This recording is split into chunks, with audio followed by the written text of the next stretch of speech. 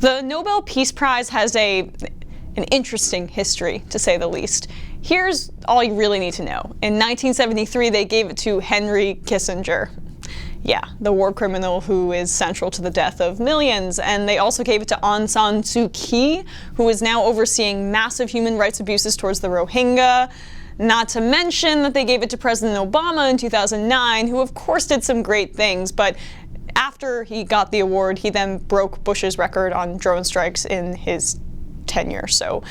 But they've also gotten it very right on occasion. They gave it to Martin Luther King Jr., one of the greatest Americans ever in 1964, Mother Teresa in 1979, Jimmy Carter in 2002, and more. I still think it's a meaningful award despite its past hiccups, and I'd like to plant my flag now and say that President Moon of South Korea should win the Nobel Peace Prize.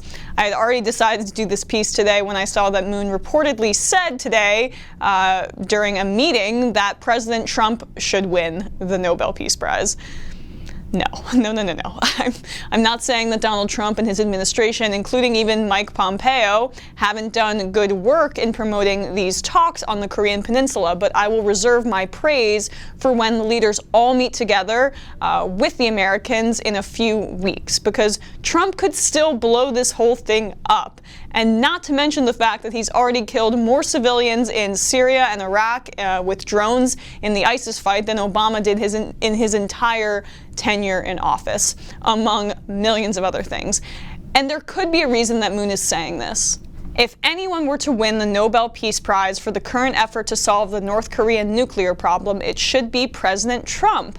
That's what South Korea's president said Monday when it was suggested that he himself should be in line for the award. President Moon Jae-in has gone out of his way to flatter Trump and credit him for creating the environment that has brought about the remarkable diplomatic rapprochement now unfolding. Moon particularly needs Trump to feel invested in the nascent events to engage the North Korean leader. So, long story short, Moon knows that Trump is a child and needs to be coddled and praised. He wants the American government on his side with these talks, on the side of peace. That's why he's doing this, because, as I will get into, Moon is not only a promoter of peace and an exceptional diplomat, he's also a really smart politician. Moon's approval ratings, already defying the South Korean tendency to fall off a cliff the moment a president is elected, have risen further after the summit. A Real Meter poll conducted over the weekend found that 70% of those surveyed approved of the way the president was managing state affairs.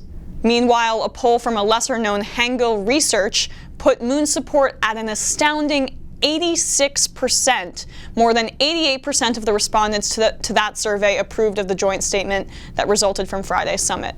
86%! President Bush's approval ratings were around that or a little higher after 9/11 as the country all came together in understandable grief and anger. South Korea is coming together around peace. And we're so eager for peace that they are rallying around their leader in a similar fashion. Moon actually campaigned on peace, and now he's delivering on his promise. The power of peace is amazing, and it isn't just some band-aid solution over the situation in the Korean Peninsula. The peace agreement is comprehensive and far-reaching, and most of that, I would say, is due to the diplomacy of Moon and his government. To reiterate, this is the first time since the end of the Korean War in 1953 that a North Korean leader has entered South Korean territory and vice versa, and they held hands the whole time, which is amazing. Here is what is actually in that agreement. Denuclearization. South and North Korea confirmed the common goal of realizing, through complete denuclearization, a nuclear-free Korean peninsula. South and North Korea shared the view that the measures being initiated by North Korea are very meaningful and crucial for the denuclearization of the Korean peninsula, and agreed to carry out their respective roles and responsibilities in this regard.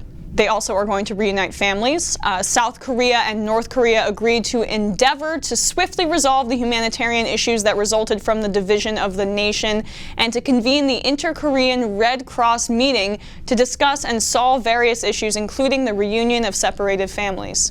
And they officially promised no more war. The two leaders solemnly declared before the 80 million Korean people and the whole world that there will be no more war on the Korean Peninsula, and thus a new era of peace has begun.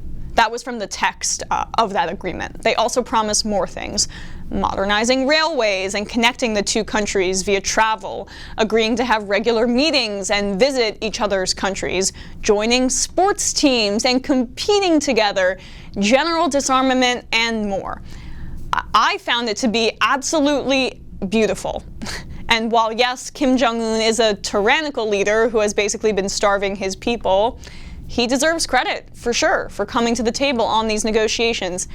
And the Trump administration deserves credit for the sanctions that may have forced Un to actually come to the table and negotiate peace.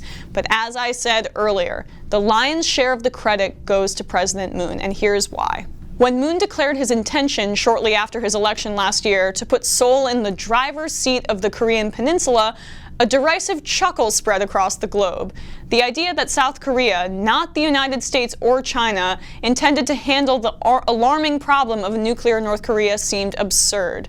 Moon's domestic political adversaries scoffed. The opposition People's Party said Moon was not even in the front passenger seat. The United States, too, was skeptical regarding Moon as an anti-American liberal, who would try to revive his liberal predecessor's engagement-oriented policy, one that some U.S. conservative leaders likened to appeasement. Trump and Kim may be the ones making headlines, but it was Moon who drove the entire process. In just 8 months, he kept China on the sidelines, rebuffed North Korea's attempt to drive a wedge between South Korea and the United States, pushed North Korea to put denuclearization on the table, and nudged the United States to step away from a preventive strike and talk to Pyongyang, to the point that Donald Trump, if he follows through on his pledge, would become the first U.S. president to hold a summit meeting with North Korea. And to the extent that giving Trump all the credit helps Moon steer him, the South Korean leader will be perfectly content to leave the spotlight to others. That is the kind of humility in a leader that we rarely see. It's really moving to me, actually. To put it in American context, it really does remind me of Jimmy Carter or Bernie Sanders. The accomplishment of peace alone is enough for him. Moon doesn't need the credit, but he does deserve it. He was the driver behind these peace talks, he ran on these peace talks, and he delivered on his promise. And the South Korean people seemingly love him for it in those approval ratings. I believe he should be the frontrunner for the Nobel Peace Prize in 2018, and I don't really think it's that close. The 80 million people on the Korean peninsula should be very proud of these talks and what their two leaders truly have accomplished with this.